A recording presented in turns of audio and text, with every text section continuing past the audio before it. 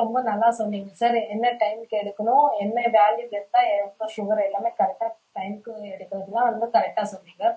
இப்ப என்னன்னா எல்லாரும் நான் 300க்கு மேல சுகர் இருக்கு, ஆனா நான் நல்லா தானே இருக்கிறேன், எதுவுமே எனக்கு எந்த ப்ராப்ளமும் இல்லை, நான் ஏன் டேப்லெட் சாப்பிடணும், நான் ஏன் ட்ரீட்மெண்ட் எடுக்கணும்னு சில பேர் கேள்வி கேட்கறாங்க. சில பேருக்கு ஐயோ எனக்கு வந்துச்சே, சுகர் வந்துச்சே, எனக்கு பயமா இருக்குதே, என்ன ட்ரீட்மெண்ட் பண்றதுன்னு தெரியாம இருக்குதே அப்படின்னு சொல்லி சில பேர் பயப்படுறாங்க. ஐயோ மறுபடியும் லைஃப் லாங் சாப்பிடணுமா டேப்லெட்னு சில பேர் ரொம்ப பயப்படுறாங்க. ரெண்டு விதமா கூட இருக்கிறாங்க. அதான் ட்ரீட்மெண்ட் கண்டிப்பா எடுக்கணுமா அந்த சுகர் வந்தா?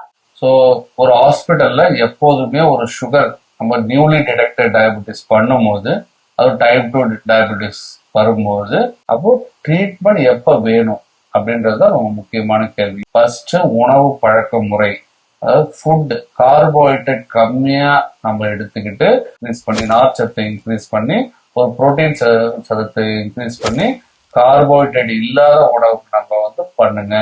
இதை பண்ணா நமக்கு சுகர் பார்டர் லைன்ல வரும், இன்னும் குறைக்கலாம் அப்படின்னு நம்ம சில ஒரு 20-25% மக்களுக்கு நம்ம வைத்தியம் பண்ணுவோம்.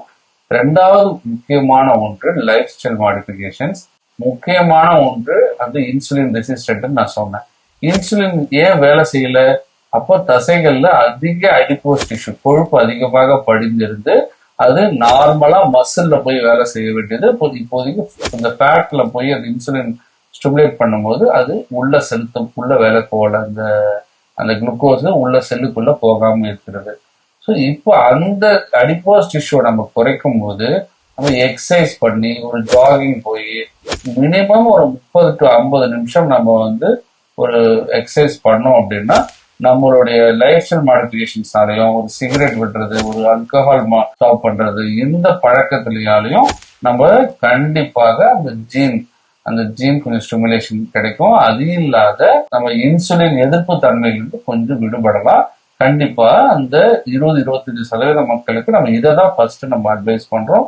எல்லா மக்களுக்கும் OHA, அதாவது ஓரல் ஹைப்போகிளைசெமிக் ட்ரக்ஸ் இல்ல இன்சுலின் போட வேண்டிய அவசியம் இருக்காது. அது பேஷண்ட்டை பொறுத்து தான் முடிவு செய்யப்படும்.